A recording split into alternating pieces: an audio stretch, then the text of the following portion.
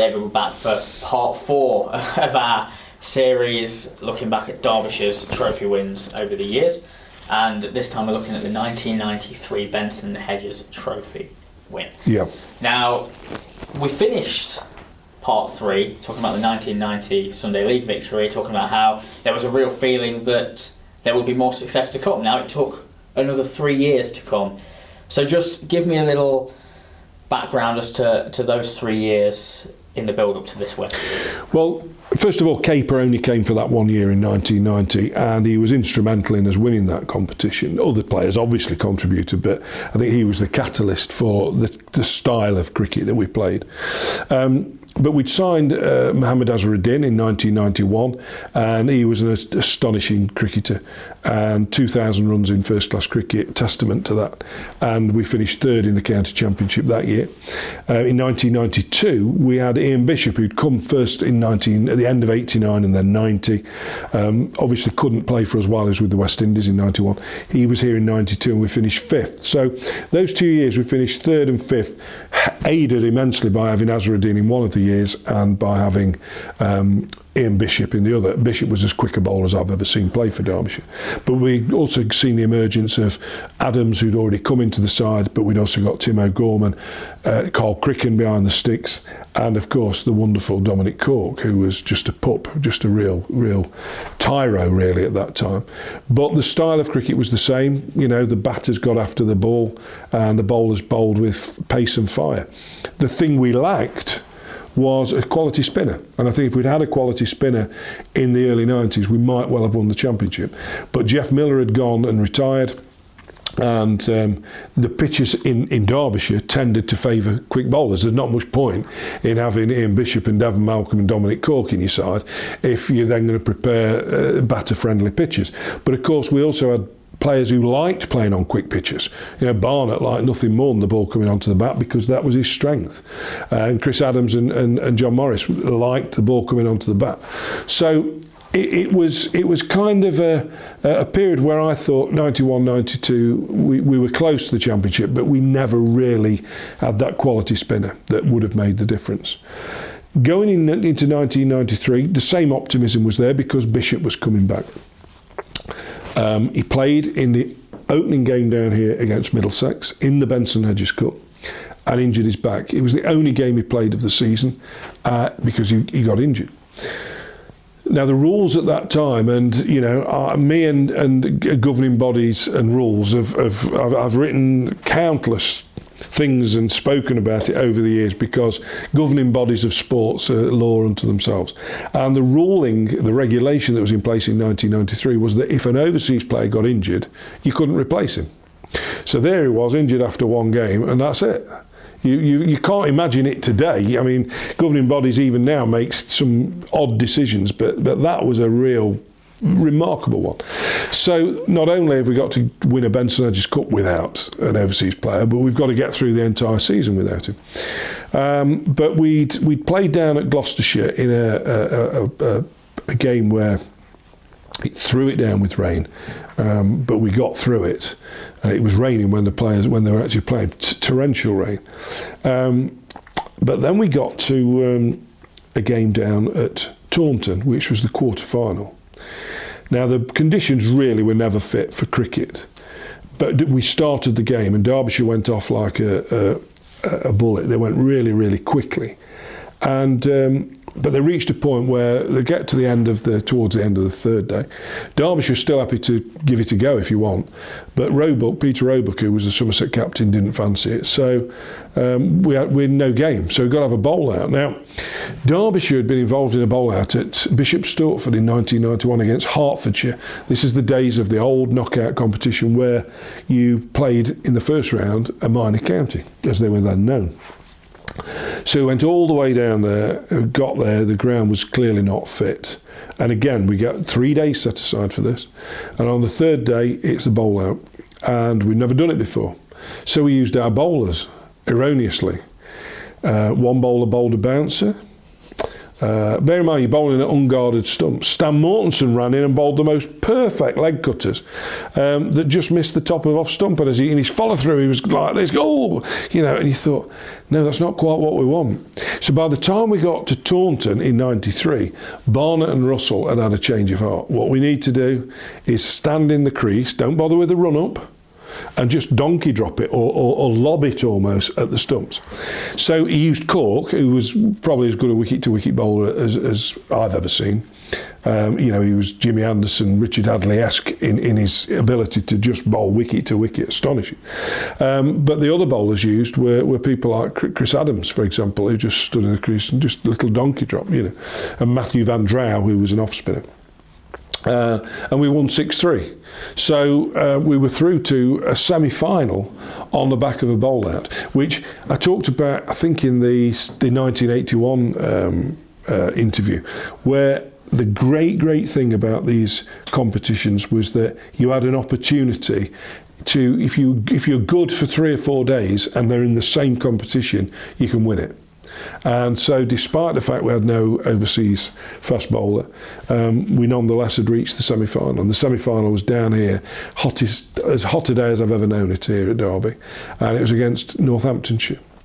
Now, the Northant side had got the great Kirtley Ambrose, they got Rob Bailey, Alan Lamb. They got a plethora of Test cricketers.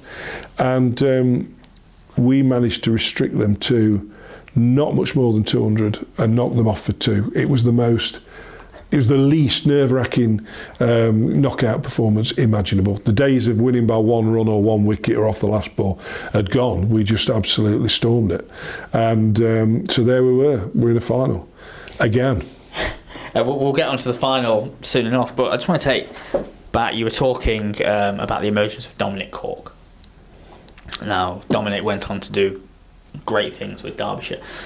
But when you're seeing a young player like that coming through, particularly one who is regarded as local and developed by the club, how exciting is that for supporters to see a young player with that much potential and then make good on it so quickly? Well, you always sense with Dominic that he was going to be good. I don't think any of us thought he'd be as good as he was. I mean, one comment Phil Russell made to me was that he's going to have to improve his batting because after 30 he might not be able to bowl because I don't know if he's going to be robust enough. And this is a guy who played till he was 40 and was winning Lord's Man of the Match final when he was 40, did Dominic.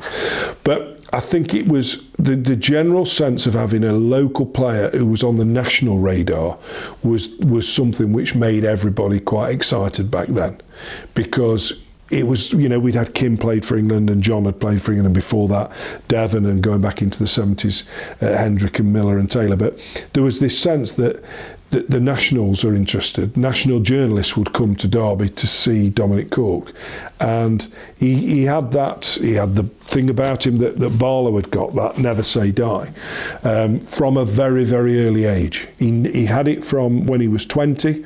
On his 20th birthday down here, he ran in, took 8 for 53 before lunch on his birthday, and then went and sat on the boundary over there with his parents and opened his presents. I mean, it was like you're watching a kid opening his presents, but he's just bowled Essex out. There was a great sense of anticipation, and in fairness to Dominic, he never ever, he dealt absolutely, he delivered on that expectation. You have a lot of cricketers over the years, and you say, did he deliver? And I look at Barnett, who I remember seeing him square drive a ball off Richard Hadley here in 1979. I was 17 and I thought, wow, he's got something about him. And I saw Dominic make his debut against the New Zealanders, ran in from that end and bowled this beautiful side-on action. I don't know where the ball went, but I just saw the action. I thought, blimey, this lad's got something about him. And those two, more than any other player that I've ever seen, they delivered on the promise and beyond. And it was for a while when Corky was given free rein to be his Kim Star. He was just remarkable to watch. Yeah, a delight to watch. And on, like, you talked about his mentality as well. You've described him as one of the best match winners that Derbyshire have had. To have him in a squad, and then one of the greatest leaders Derbyshire have ever had in Kim Barnett, even without an overseas player, it was going to be a tough team to beat. Yeah, because Lancashire were our opponents and they got Wasim Akram as their overseas player. They'd also got Mike Atherton. They'd also got Neil Fairbrother, one of the great finishers in one-day cricket. And Lancashire were known as the one-day cup kings, had been for years, because they didn't win the championship, I think, from the 50s through until the 21st century. But they were a bit like Manchester United were for a while in their history. They were just, they had huge crowds, 30,000 at Old Trafford, and they were the one-day cup kings. They, back in the 70s, Clive Lloyd, Bumble, Farouk Engineers, had wonderful players. Taking Lancashire, I mean, they were favourites, absolutely massive favourites. But there'd been some, shall we say, history between the two sides. A few weeks earlier, we'd played a game down here, which was very, very controversial. It was a championship match, and on the final day, Derbyshire was set a big total. It was well in excess of 300, but we were 200 and odd for two, and John Morris was 140 odd not out, and absolutely coasting. And then Wasim Akram had bowled, and had bowled very, very innocuously, and then something started to happen. Wasim bowled an astonishing spell. The ball was going all over the place, wickets fell, and Lancashire won. Now, Stan Mortensen was the last man out, if I remember rightly, and he was certainly at the crease when the last wicket fell, and he'd been awarded a benefit in 1994. And when the last wicket fell, the ball ran to the boundary at the grandstand end, and Stan ran after it. And I turned to my friend when he ran after it and said, he'll do anything for his benefit year. We've just lost the game, but he wants that ball, that no doubt he'll get Wasim to sign it, and he'll auction it or something. It'll be a prize for his benefit year. What we didn't know is that behind the scenes, a lot of conversations were going on about how the ball had suddenly started to do what it did. And I'm mindful of being very careful here, but I will say what is known, which is that ball went into a box. It was dispatched to London, to Lords, and the general consensus is that ball has never been seen to this day. No one knows what happened to it, where it went, or anything else. So suffice to say, there was not a lot of love lost between Derbyshire and Lancashire. And I interviewed Kim about the final many years later, and he said, I wanted to tell my players, when you go up to the nets, no quarter given. Nets at the nursery end at Lords, obviously. No quarter given. I want you to really be up for this. He said, but when I got into the dressing room, I realised that most of the team had already gone to the nets. And I walked over there, he said, and I knew I didn't need to say anything. He says, because the big players, Morris, Adams, Cork, they were already there. He says they were bristling with intent. They were kind of there as if to say, we deserve to be here just as much as you. You might be the lanky big boys, but we're Derbyshire and we're coming for you. We're just as tough as you. Which takes me back to all the talk about character and being an uncompromising approach. You've got to have talent, but you've got to have an uncompromising approach. But it went wrong to start with, because after an hour, we were 66 for 4, and Barnett, Bowler, Morris and Adams, that much vaunted top 4, are all gone. And it wasn't helped by the fact that Akram bowled a beamer at Chris Adams. Again, memories, I guess, 32 years on, have varied. Accounts vary. But we know what we saw. I was actually side on at Lords, and it was a beamer and it hit Chris Adams, and I didn't see much of an apology from Akram. I maybe have to watch the footage again, maybe he did. But what we do know is that in those days during finals you had lunch and tea, and at lunch there was a little bit of a, shall we say, it was a quiet lunch that was interspersed with a face-off between certain people. I think it's been written about in various accounts. But anyway, Derbyshire managed to get to 252 on the back of 49 from Tim O'Gorman, 30 odd from Carl Griffin, but the most unbelievable 92 not out by Dominic Cork, which I think remains the highest score by a number 6 in a Lord's final, a domestic final. But the last ball of the innings, he walked across his stumps, and Viv Richards just flicked the ball off Wasim Akram to the boundary for 4. But he was in your face all day. Now, this is a lad, remember, who was born in July 71. This is July 93, so he's just had his 22nd birthday. But he's playing there like a seasoned professional. And he just took them on, basically, you know. And what was great was that having been 66 for 4 and your top 4 are all sitting in the pavilion, you'd still got players down the order who could come in and do that. 252, you always felt was probably a challenging total, maybe par. But don't forget, you got 55 overs in those days to get them. So we weren't overly confident, but we knew we'd got a decent bowling attack. And then getting onto that bowling innings, I suppose really to come from a poor start with the bat right to the end of where you realise you're about to win the trophy. What was the emotion? What was the emotional journey like? Well, whilst acknowledging that, no question, Mike Atherton was, of his generation, a fine Test cricketer, played 100 Tests for England, a captain, and a very, very, in cricketing context, brave opening batsman. He took all the great quicks on of the world, opening back, got into line. But he had his moments where he was, shall we say, obdurate, to say the least. Now, during that final, we reached the point where we didn't want him to get out, because he was going at, I think, a run every 2 balls, striking at 50 in a final as an opening bat. And you know, there was a general feeling of, well, while he's in, we've got a chance, because we knew that once Fairbrother came in, Fairbrother was known as a finisher, a bit like Graham Thorpe. You know, he was a left-hander. He was very good at putting the batsmen off their length. He'd come down the pitch and dab ones, and he was an outstanding finisher. And Kim had held Devon Malcolm back for Fairbrother, because he knew that the one thing Fairbrother wouldn't do is come down the pitch to Devon. But because we had no Ian Bishop, he had to give 11 overs to Frank Griffith. Now, Frank Griffith was not a capped cricketer. Frank was an in and out the side utility player, but rarely given much of a run in the side because of the riches of fast bowlers. You know, you'd got Cork, Mortensen, Malcolm, Simon Bass and Jack Warner. How do you get him into your side? But he was there on merit, playing in the final. And I asked Kim again many years later, did you get your numbers wrong? He said, no, I knew what I was doing. I knew Frank would have to bowl the last over. But it didn't quite work to plan, because Fairbrother was still there. So although he'd reserved Devon to bowl some short, quick stuff at Fairbrother had survived. So we get to the last over of the game, and we'd had a rain delay, so it's getting pretty dark. They'd gone off for about an hour for rain. I reckon it must have been 8 o'clock. It's July, though. It's height of summer. And Frank's got to bowl the last over. And Kim's instructions were full and straight.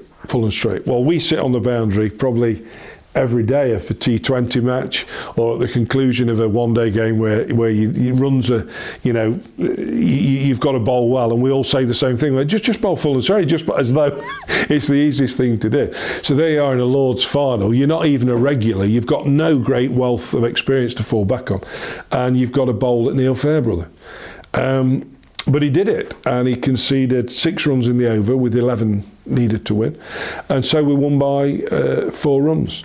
And again, we invaded the pitch, as you could in those days. Nobody minded, so that you all stood in front of the pavilion and cheering your heroes as they get awarded the trophy, and you're all chanting Derbyshire, Derbyshire, Derbyshire. And it was great. But again, I think I probably, this was a period where Derbyshire were good. Yeah.